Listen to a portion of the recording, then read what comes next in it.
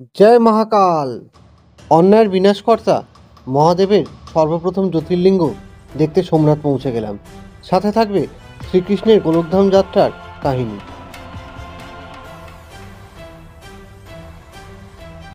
সোমনাথ যাওয়ার জন্য কলকাতা থেকে সরাসরি আহমেদাবাদ যেতে হবে। আহমেদাবাদ পৌঁছে সেখান থেকে ট্রেনে ভেরাবেল পৌঁছাতে হবে। ভেরাবেল থেকে 6 কিলোমিটার দূরেই হচ্ছে সোমনাথ। ভুজ থেকে অবশ্য সারা রাত বাস জার্নি করেও ভেরাবেল পৌঁছানো যায়, কিন্তু আমরা বাস যাত্রাকে অ্যাভয়েড করার জন্য ভুজ থেকে ট্রেনে আহমেদাবাদ থেকে ট্রেনে ভেরাবেল পৌঁছেছিলাম। আমরা এখানে সন্ধ্যাবেলায় পৌঁছেছিলাম, তাই ভাবলাম মহাদেবের সন্ধ্যারতিটা দেখে নিই। সোমনাথের কথাটা এলেই আমাদের মাথায় স্বতঃস্ফূর্তভাবে চাঁদের গল্পটা চলে আসে, কিন্তু এখানেই শেষ নয়, আরও অনেক গল্প আছে।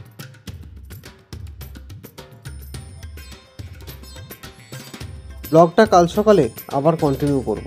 আপাতত ডিনার করে ঘুমের দেশে। সুপ্রভাত। অভিক্স ক্রিয়েশন 031 পরিবারের পক্ষ থেকে দেবনগরী সোমনাথ থেকে আপনাদের প্রত্যেককে স্বাগত। গতকালের ব্লগে আমরা সোমনাথ কিভাবে পৌঁছাতে হবে সেটা সম্পর্কে আলোচনা করেছি। আজকের ব্লগে থাকবে সোমনাথের ইতিহাস, বিভিন্ন দর্শনীয় স্থানগুলি এবং তার সঙ্গে সোমনাথ ভ্রমণে আমাদের মোট কত খরচা পড়ল সেটা সম্পর্কে বিস্তারিত আলোচনা। কাল মন্দিরে প্রচুর ভিড় থাকার জন্য মহাদেবের দর্শন একদমই মন ভরে হয়নি, তাই সকালবেলা আরেকবার চেষ্টা করেই দেখি। দর্শনটা কেমন হলো সেটা আপনাদেরকে জানাচ্ছি, কিন্তু চলুন তার আগে মন্দিরের ইতিহাস সম্পর্কে কতগুলো কথা আপনাদেরকে জানাই। মার্কো পোলোর বিবরণীতে সোমনাথের গল্পকথা পাওয়া যায়। মহাপ্রভু শ্রী চৈতন্যদেবের পদধূলিও পড়েছে সোমনাথে। আরব্য ঐতিহাসিক আল বিরুনির বিবরণে সোমনাথের মন্দিরের কথা পাওয়া যায়। কথিত আছে সত্যযুগে সোমরাজ এই মন্দির করেন সোনা দিয়ে। ক্রেতায় লঙ্কার রাজা রাবণ করেন এই মন্দির রূপ দিয়ে। দাপরে অর্থাৎ মহাভারতের যুগে চন্দন কাঠের মন্দির করেন শ্রীকৃষ্ণ। আর কলি অর্থাৎ একালের মন্দির হয়েছে ভীমদেবের হাতে। সত্যি মহাদেবকে দর্শন করে মনটা ভরে গেল। এত কাছ থেকে যে মহাদেবকে দেখব সেটা কল্পনাও করতে পারিনি।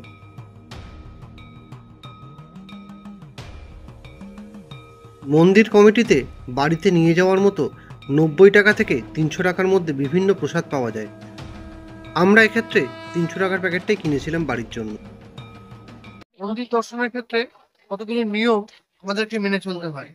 কোনো ব্যাগ, মোবাইল, ঘড়ি, স্মার্ট ওয়াচ কোনো ইলেকট্রনিক্স কোনো কিছু ক্যারি করা যাবে না। চামড়ার কোনো কিছু ক্যারি করা যাবে না। মানি পার্স এবং ব্যাগ সবই এখানে জমা দিয়ে যেতে হয়। কেউ কোনো রকম ভাবেই মোবাইল বা কোনো ইলেকট্রনিক্স কোনো গ্যাজেট ক্যারি করার চেষ্টা করবেন না। সামনে দুবার চেকিং আছে, ধরা পড়লে কিন্তু আবার পেছনে ফেরত পাঠাবে জিনিসগুলোকে রেখে আসার টাইম।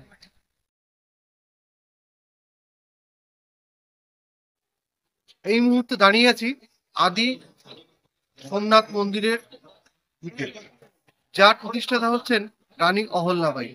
চলুন দেখে নেওয়া যাক।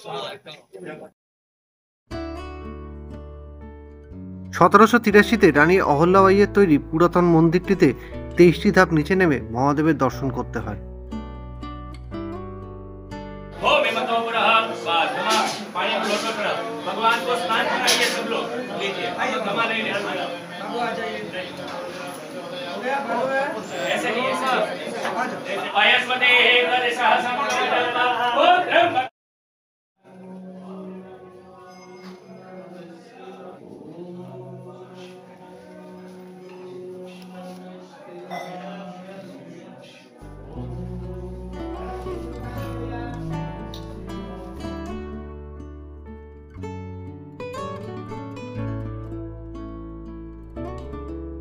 অপূর্ব মন্দিরের পরিবেশটা অশান্ত মনকে শান্ত করে দেওয়ার জন্য যথেষ্ট।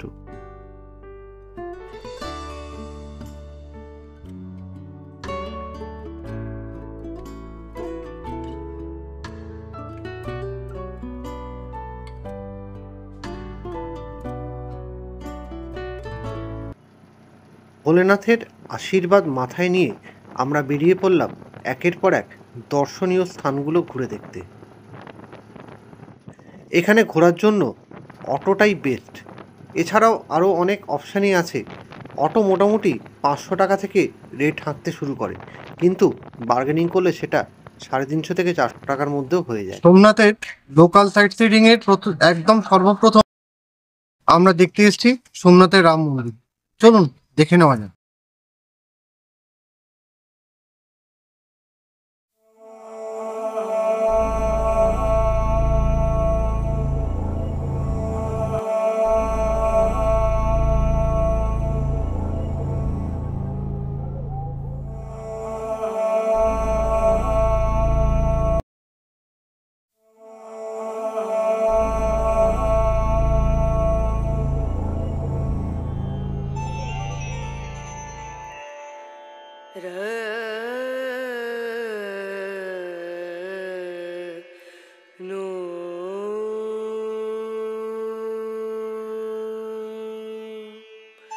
पिया को मना मानत नाही रे, पिया को मना मानत नाही रे, बिनती करत में तो हार गई रे, पिया को मना मानत नाही रे, पिया को मना मानत नाही रे। পরবর্তী গন্তব্য সূর্য মন্দির এবং পাণ্ডব গুফা, এই দুটো দেখতে। চলুন।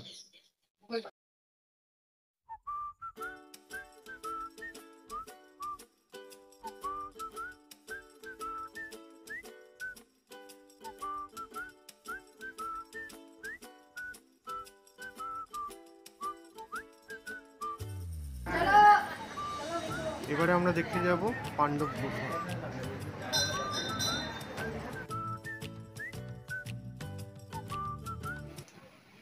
এবারে আমরা দেখব হচ্ছে সূর্যকুণ্ড বা সূর্যকুণ্ড।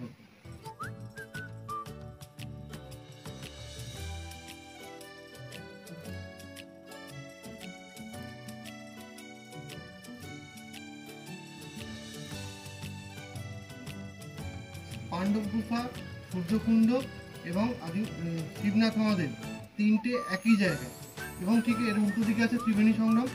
সূর্যকুণ্ড দেখে নিয়ে আমরা ত্রিবেণী সংগম দেখতে যাব।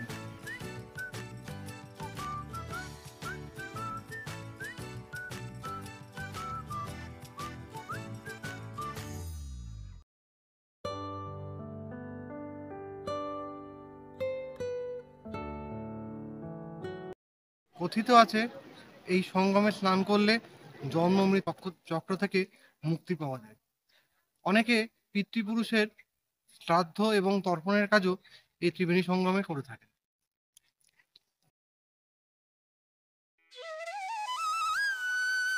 এমনকি শ্রীকৃষ্ণ তার গোলকধাম যাত্রার আগে এখানে স্নান করেছিলেন।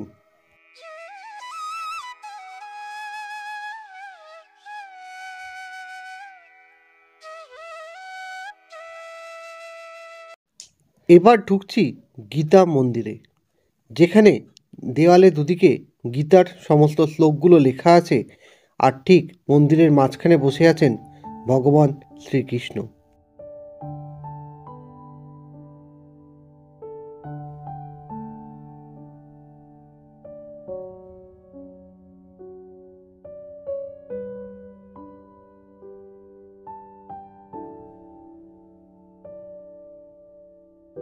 শ্রী গোলকধাম তীর্থে বেশ কতগুলো মন্দির আছে, যেমন শ্রী গীতা মন্দির, শ্রী লক্ষ্মীনারায়ণ মন্দির, শ্রী কৃষ্ণচরণ পাদুকাজি, শ্রী গোলকঘাট, শ্রী মহাপ্রভুজি বেটকজি। বলা হয় ভগবান শ্রীকৃষ্ণ এখানেই দেহত্যাগ করেছিলেন।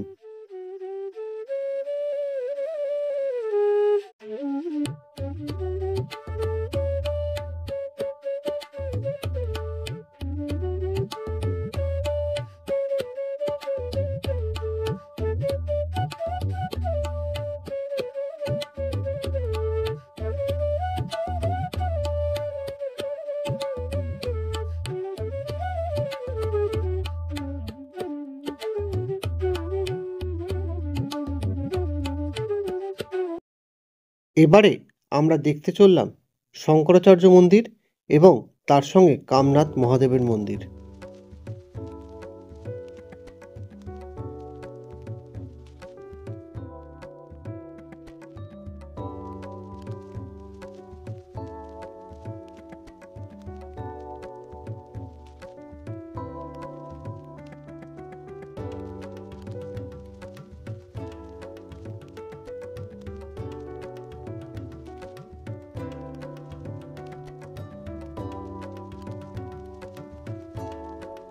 শঙ্করাচার্য ছিলেন হিন্দু ধর্মের এক বিশিষ্ট ধর্মপ্রচারক। শঙ্করাচার্যের কীর্তিকলাপ কী ছিল তা আমরা শঙ্করাচার্যের মন্দিরের পুরোহিতের কাছ থেকেই বিস্তারিতভাবে জেনে নিই।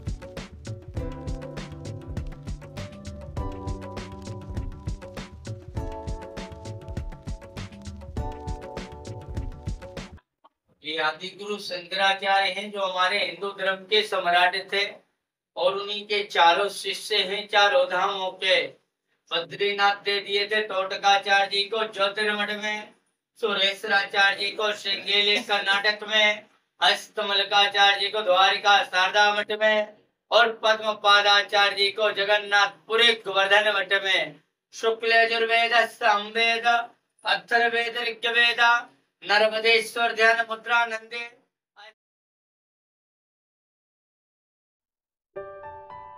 এবারে আমরা পৌঁছে গেলাম ভালুকা তীর্থধামে। অশ্বত্থ গাছে বিশ্রামরত ভগবান শ্রীকৃষ্ণের পায়ে জরা নামক ব্যাধ হরিণ ভেবে ভুল করে তীর মারে, তাতে আহত হন দ্বারকাধীশ। জরা ভ্রমের কারণে ক্ষমা প্রার্থনা করলে ভগবান পূর্ব নির্ধারিত ঘটনা বলে তাকে সান্ত্বনা দেন এবং বলেন এটা তার পূর্বজন্মের অভিশাপের ফল। যখন তিনি রামচন্দ্র রূপে বালিকে লুকিয়ে বধ করেন এবং বালির স্ত্রী দ্বারা অভিশাপিত হন, অর্থাৎ কর্মফল থেকে ভগবানও রক্ষা পান না।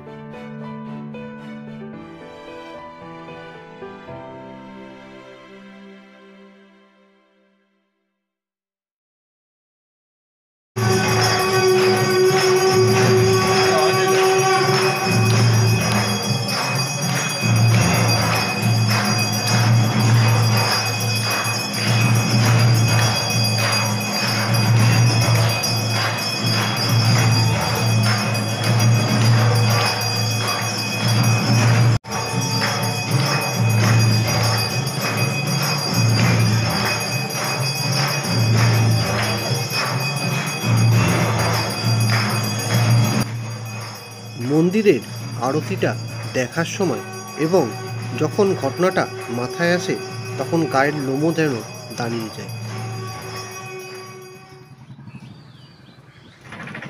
আমরা এসেছিলাম আমাদের পরবর্তী গন্তব্য বীরভঞ্জন মহাদেবের মন্দির দেখতে, কিন্তু ভিতরে ভিডিওগ্রাফি বা ফটোগ্রাফি অ্যালাউ না থাকায় ভিতরে কোনো কিছুই দেখাতে পারলাম না।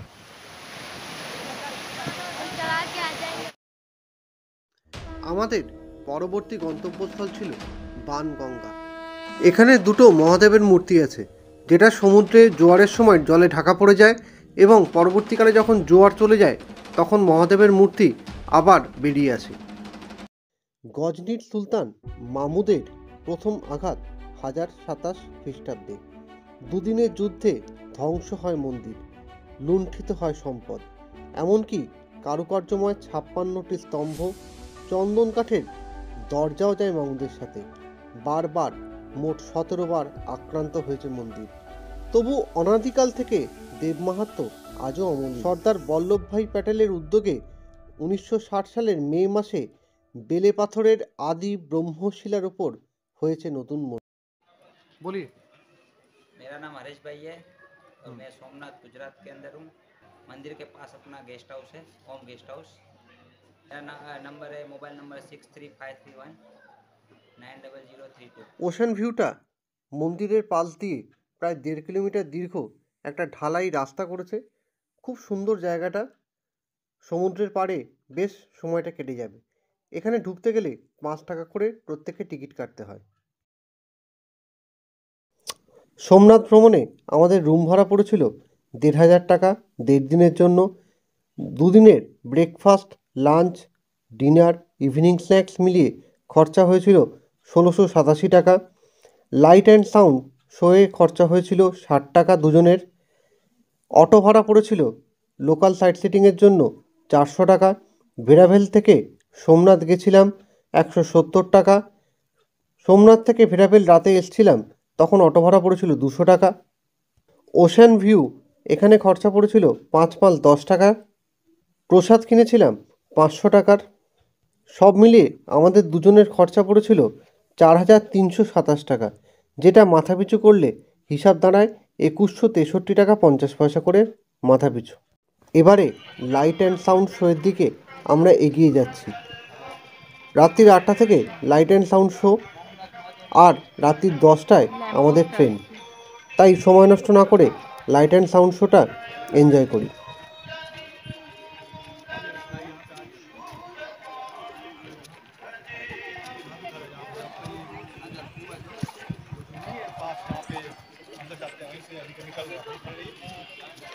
সোমনাথ ভ্রমণ পর্ব এখানেই শেষ হচ্ছে। দেখা হচ্ছে আবার খুব তাড়াতাড়ি। সঙ্গে থাকুন, ভালো থাকুন, দেখতে থাকুন।